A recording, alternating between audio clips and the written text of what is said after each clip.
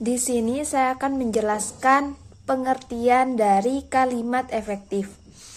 Kalimat efektif adalah kalimat yang langsung dipahami oleh pembaca atau pendengar tanpa menimbulkan kebingungan.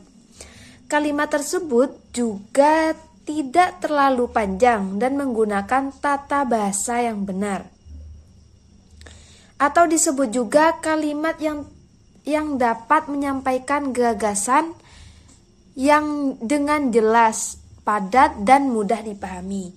Kalimat ini disusun dengan memperhatikan aturan tata bahasa yang benar. Jadi, inti dari kalimat efektif adalah jelas, singkat, mudah dimengerti.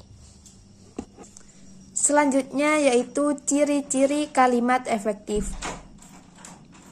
Yang pertama, menggunakan struktur yang jelas. Ada subjek dan predikat. Apa itu struktur yang jelas? Struktur jelas artinya kalimat itu tersusun dengan benar. Minimal ada subjek dan predikat seperti siapa yang melakukan dan apa yang dilakukan. Contohnya, saya membeli buah di pasar. Nah, kita harus memastikan kalimat punya subjek dan predikat supaya tidak membingungkan.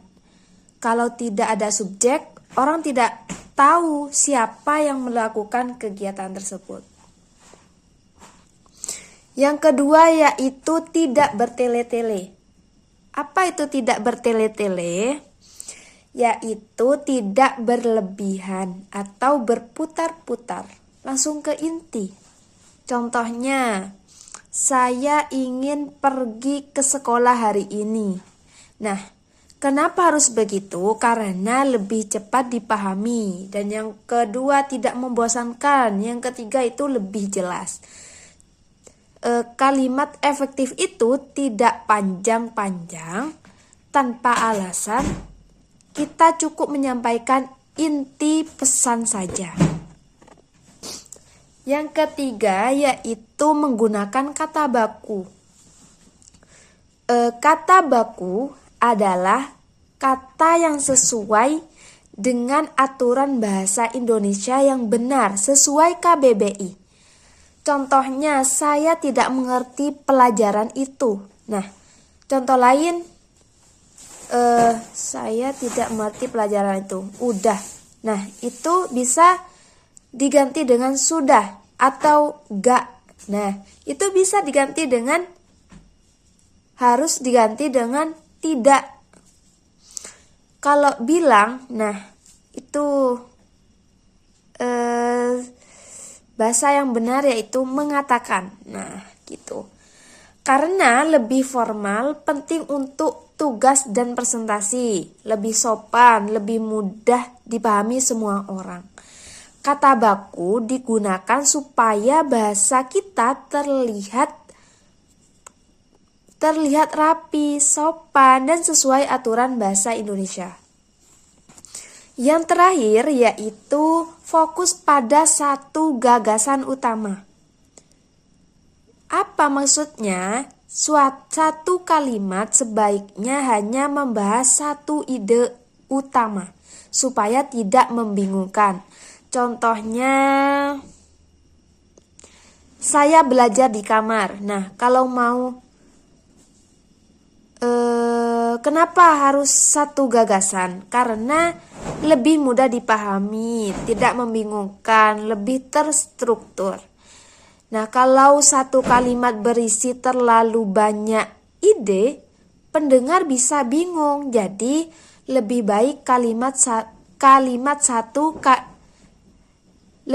satu kalimat satu ide saja, begitu.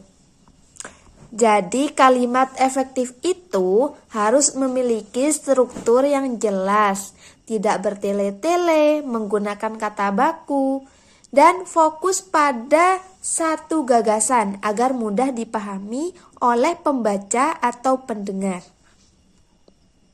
Untuk slide ini kita akan menjelaskan tentang syarat kalimat efektif. Apa saja syarat-syarat kalimat efektif? Kalimat efektif memiliki beberapa syarat. Yang pertama ada kesepadanan. Kesepadanan berarti subjek dan predikat harus sesuai. Keparalelan berarti bentuk katanya sejajar. Ketegasan berarti informasi pentingnya ditonjolkan.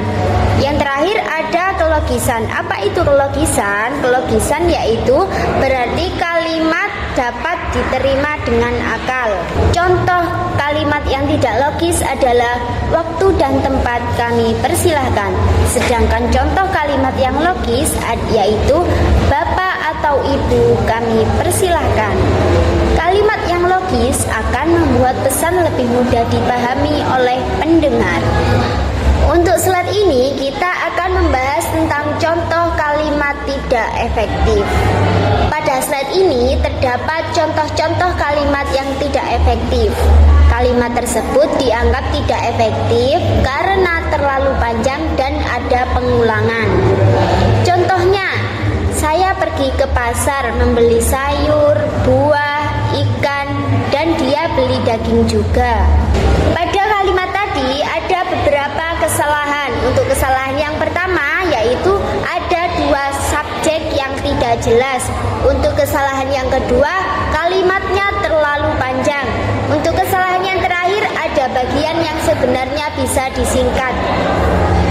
Kalimat yang tidak efektif biasanya membuat pendengar bingung untuk memahami atau sulit untuk dipahami. Nah, pada slide selanjutnya kita akan membahas contoh kalimat efektif. Kalimat pada slide ini sudah diperbaiki menjadi kalimat yang lebih efektif karena lebih singkat dan mudah untuk dipahami. Contohnya, saya pergi ke pasar membeli sayur, buah, ikan, dan daging. Kalimat ini langsung pada inti dan tidak memiliki pengulangan yang tidak perlu untuk diulang. Kalimat efektif membantu komunikasi menjadi lebih cepat untuk dipahami dan enak untuk didengar. Menjelaskan tentang pentingnya kalimat efektif. 1. Memudahkan pembaca memahami maksud. Ketika gagasan disampaikan dengan jelas, pembaca atau pendengar tidak perlu menebak-nebak apa yang ingin disampaikan. Pesan langsung terserap dengan baik. Yang kedua, menghindari salah paham dalam komunikasi.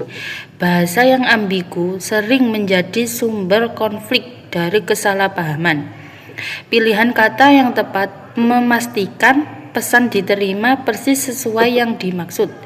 Yang ketiga, membuat tulisan lebih enak dibaca. Jadi struktur kalimat yang baik, alur yang mengalir, dan ejaan yang benar membuat pembaca betah dan tidak merasa lelah saat membaca hingga akhir. Yang terakhir, membantu menyampaikan gagasan yang dengan tepat. Ide sebagus apapun akan kehilangan dampaknya jika tidak diungkapkan dengan kata yang tepat. Bahasa yang cermat menjadi jembatan antara pikiran dan pendengar. Slide selanjutnya menjelaskan tentang tips menulis kalimat efektif. 1. Yaitu kata baku sesuai KBBI, Kamus Besar Bahasa Indonesia. Bahasa Indonesia mempunyai standar resmi. Kalau kita menulis tanpa mengikuti standar itu, tulisan kita terkesan tidak serius, bahkan bisa merusak kepercayaan pembaca. Kamus Bahasa Indonesia ini bukan sekedar kamus, tapi paduan agar semua orang bicara dalam bahasa yang sama. Yang kedua, hindari kata membazir. Banyak orang yang menulis panjang karena mengira itu terlihat pintar. Padahal sebaliknya, tulisan yang ringkas justru menunjukkan pemikiran yang jernih. Setiap kata harus bekerja. Kalau sebuah kata bisa dibuang tanpa mengubah makna, buang saja. Yang ketiga, fokus pada gagasan utama. Satu kalimat yaitu satu ide, aturan sederhana tapi sering dilanggar. Ketika suatu kalimat membuat terlalu banyak hal sekaligus, pembaca harus bekerja keras untuk memahaminya. Tugas penulis adalah membuat pembaca mudah, bukan bingung. Yang keempat, tanda baca yang tepat. Tanda baca adalah suara dalam tulisannya. Tanpa tanda baca yang benar, pembaca tidak tahu di mana harus berhenti, di mana harus bertanya, dan di mana harus menekankan sesuatu. Jadi sepele, tapi dampaknya besar sekali. Intinya menurut saya keempat hal ini bermuara pada tujuan menghormati pembaca. Tulisan yang baik bukan tentang penulis yang ingin terlihat pandai, tapi tentang pembaca yang ingin dimudahkan. Pada slide ini kita akan membahas tentang manfaat menggunakan kalimat efektif. Apa saja manfaat-manfaatnya?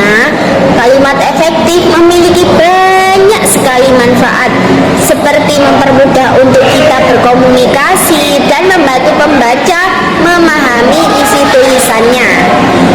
Contohnya dalam presentasi, yaitu jika kalimat kita jelas, maka audiens akan lebih mudah untuk mengerti ataupun memahami. Sedangkan jika kalimat kita rumit, maka audiens akan cepat atau bosan dalam mendengarkan penjelasan kita. Semakin efektif kalimat yang digunakan, maka semakin mudah untuk bisa dipahami atau mudah untuk pesan tersebut diterima oleh si pendengar ataupun si pembaca. Jadi kesimpulannya, kalimat efektif sangat penting dalam komunikasi, baik secara lisan maupun tulisan. Hal ini karena kalimat efektif membantu kita menyampaikan ide atau gagasan dengan jelas, tidak berbelit-belit, dan mudah dipahami oleh orang lain. Jika kita menggunakan kalimat yang tidak efektif, maka pesan yang kita sampaikan bisa menimbulkan kebingungan atau bahkan salah paham. Oleh karena itu, kita perlu memperhatikan penggunaan struktur kalimat, pilihan kata, serta kejelasan makna agar komunikasi menjadi lebih baik.